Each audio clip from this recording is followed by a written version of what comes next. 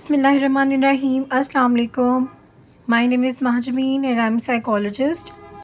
आज हम जिस डिसऑर्डर पे बात करेंगे वो है परसिस्टेंट डिप्रेसिव डिसऑर्डर, जिसे डिस्थाइमिया भी कहते हैं, जो कि टाइप है डिप्रेसिव डिसऑर्डर की। ये डिप्रेशन और जो है डिस्थाइमिया, ये आपस में इनके जो सिम्टम्स हैं वो एक दूसरे से काफ़ी मैच करते हैं, लेकिन इनमें जो डिफरेंस है हम सबसे पहले इसका डिफरेंस देखेंगे। अब डिप्रेशन और डिस्थाइमिया के दरमियान जो डिफरेंस है हम उसको देख लेते हैं। ये एक डिस्थाइमिया जो है वो एक लॉन्ग लास्टिंग जो है प्रोसेस है और एक लॉन्ग डिजीज़ है, जिसमें एक जो फ़र्द है उसको ये बिल्कुल फ़ील नहीं होता, कि उसको मालूम नहीं होता ना तो उसके साथ सोशल लाइफ डिस्टर्ब हो रही होती है और ना ही उसकी ऑक्यूपेशनल लाइफ डिस्टर्ब हो रही होती है, लेकिन उसको ना उसके इर्द गिर्द के लोग उसको महसूस कर पा रहे होते हैं कि इसको ये डिप्रेसिव मूड है, और साथ इसका जो उसके अंदर सिम्टम्स आ रहे हैं वो इतने ज़्यादा सीवियर लेवल पर नहीं होते, वो माइल्ड होते हैं। तो जो फेस कर रहा होता है, बाज़ों का जो क्लाइंट खुद फेस कर रहा होता है उसे भी नहीं मालूम होता। लेकिन इसके बरक्स देखा जाए तो डिप्रेशन में क्या था, जो डिप्रेसिव डिसऑर्डर था उसमें ये होता है कि जो क्लाइंट है उसका जो मूड बहुत ज़्यादा इरिटेबल हो जाता है, वो बहुत ज़्यादा परेशान रहता है, उसको बहुत ज़्यादा सुसाइडल थॉट्स आने लग जाते हैं, उसे ये लगता है उसकी ज़िंदगी वर्थलेस है, उसे ये लगता है कि उसकी ज़िंदगी बिल्कुल ख़त्म होने वाली है, और उसको अगर वो यहाँ पर यानी वो अपनी ज़िंदगी में प्रेजेंट है तो भी लोगों को फ़र्क नहीं पड़ता जो उसके इर्द गिर्द हैं, और अगर वो नहीं होगा तो भी दुनिया को कोई फ़र्क नहीं पड़ेगा, या उसके पास बात करने के लिए कोई नहीं होता, उसे ऐसा लगता है कि ज़िंदगी नेगेटिविटी है। तो ये सारी चीज़ें जो हैं वो उसकी ऑक्यूपेशनल और उसकी जो लाइफ है उसको डिस्टर्ब कर रही होती हैं। लेकिन इस टाइम में क्या होता है कि इसके अंदर उसको उसकी जो वो नॉर्मल काम कर रहा होता है रूटीन के, लेकिन उसको उसके अंदर स्ट्रेस होता है, उसको ये सिम्टम्स आ रहे होते हैं, लेकिन वो इस कदर सीवियर लेवल पर नहीं होते कि कोई इर्द गिर्द का जो फ़र्द है वो उसे नॉर्मल उसको देख सके या उसको नोट कर सके। फिर इनका जो आपस में डिप्रेशन का और डिस्थाइमिया का जो आपस में जो मेन है वो ड्यूरेशन का डिफरेंस है। जब डिप्रेशन होता है, जो चूँकि जो डिप्रेशन है वो स्वेयर लेवल का होता है, तो इस वजह से जो उसका ड्यूरेशन है वो 2 वीक है, कि में 2 हफ्ते के अंदर आपको सिम्टम्स आ रहे हैं तो आप उसको डायग्नोज करेंगे, ठीक है।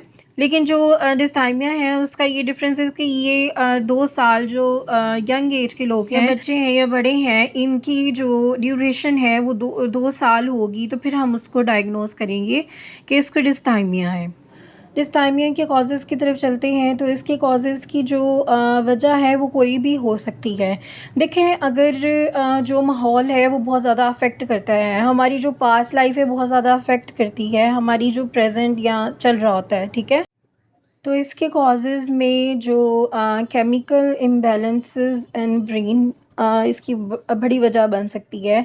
एनवायरमेंटल, साइकोलॉजिकल, बायोलॉजिकल और जेनेटिक फैक्टर हो सकते हैं, फैमिली के थ्रू आ सकता है। अगर मतलब कि फैमिलीज़ में डिप्रेशन है तो फिर वो कन्वर्ट हो सकता है, और मोस्टली ऐसा होता है कि हमारे इर्द गिर्द जो लोगों के साथ हम रह रहे होते हैं वो लोग ही हमें बहुत ज़्यादा इस डिप्रेशन की तरफ ले जाते हैं। बहुत ज़्यादा स्ट्रेस, काम का स्ट्रेस होता है, और मोस्टली फ्यूचर को लेकर बहुत ज़्यादा लोग परेशान रहते हैं, तो उसकी वजह से भी वो डिप्रेशन में चले जाते हैं, क्योंकि उनको, और अगर लगातार, मोस्टली ऐसा होता है कि लगातार फेलियर हो रहे होते हैं, लगातार आपकी ज़िंदगी के लॉस हो रहे होते हैं, तो इंसान को ये लगता है कि भाई मैं तो बहुत ज़्यादा, और लोग इसको कन्वर्ट कर लेते हैं बैड लक में, कि हमारी बैड लक है, हमें ये नहीं मिल रहा, हमें हमारी बैड लक है, हमें वो नहीं मिला। तो ये सारी चीज़ें वो एक जगह इकट्ठी कर लेते हैं, और मोस्टली ऐसा होता है कि जब मूड डिप्रेस्ड होता है तो फिर तब उसको वो सारी पिछली बातें याद आ रही होती हैं, जितनी भी नेगेटिव थिंग या नेगेटिव जो भी चीज़ें हमारी ज़िंदगी में हुई होती हैं तो हमें वो याद आ रही होती हैं। तो उसको लेकर लोग बहुत ज़्यादा ओवर थिंकिंग करते हैं, और उस ओवर थिंकिंग की वजह से भी अफ़ेक्ट करता है, और लोग इसके बारे में, और जो ओवर थिंकर्स हैं उनको ज़्यादा ये सिम्टम्स फ़ील हो रहे होते हैं। नेक्स्ट सिम्टम्स की तरफ चलते हैं। तो इसकी सिम्टम्स में ये एक पेरिसाइमिया जो है वो एक स्लो वर्क करता है, ठीक है। फिर उसका प्रोसेस, उसकी ड्यूरेशन ज़्यादा है, और फिर उसके बाद जब ये बहुत ज़्यादा इसकी ये जो सिम्टम्स ज़्यादा हो जाती हैं और फिर ये डिप्रेशन की तरफ, मेजर डिप्रेशन की तरफ मूव कर जाता है। तो जो डिस्थाइमिया का पर्सन होता है, डिप्रेशन का पर्सन है, वो इस जो सिम्टम्स हैं इनको फेस करता है। इसके सिम्टम्स और डिप्रेशन की सिम्टम्स से तकरीबन मिलती जुलती हैं, लेकिन उसको अंदर हमने याद रखिएगा ड्यूरेशन देखकर फिर हम उसको डायग्नोस करेंगे। उसके सिम्टम्स ये होंगी कि उसका मूड सैड रहेगा, ठीक है, वो बहुत ज़्यादा दुखी रहेगा और लंबे अरसे के लिए दुखी रहेगा, और उसको अकेलापन बहुत ज़्यादा महसूस होगा। उसको ये लगेगा कि मेरे पास आसपास कोई नहीं है और मेरी कोई बात सुनने वाला नहीं है, मुझे समझने वाला नहीं है।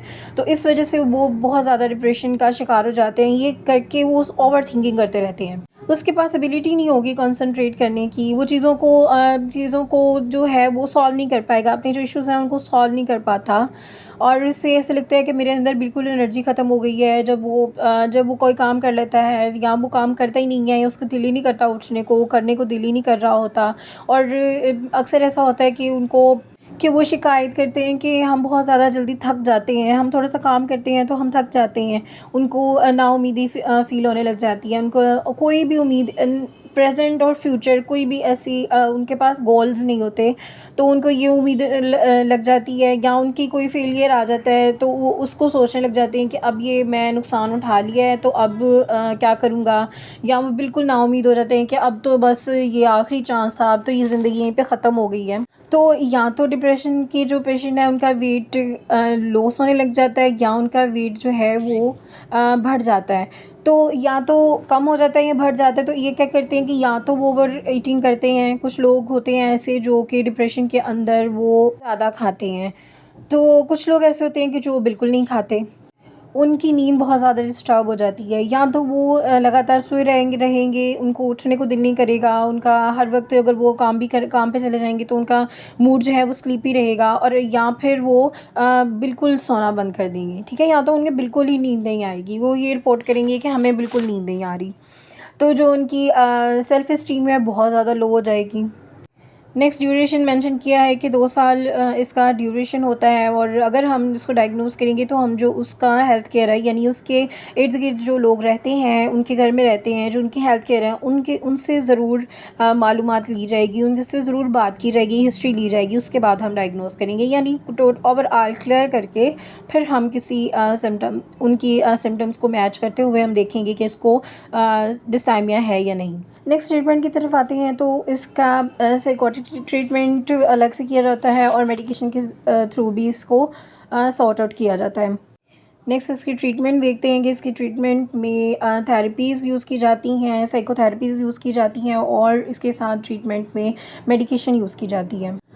थेरेपीज़ के ज़रिए जो उसका नेगेटिविटी जो है उसके अंदर, जो उसका पॉइंट उसने सीखा हुआ है नेगेटिव हो रहा है, होपलेस फील कर रहा है, तो उसकी जो लर्निंग है उसको चेंज किया जाता है। उससे बात करके उसकी जो जज्बात हैं, या उसकी जो टाक थेरेपी के थ्रू उसकी जो इनर फीलिंग्स हैं वो मालूम की जाती हैं, फिर उसके ऊपर वर्क किया जाता है वन बाय वन।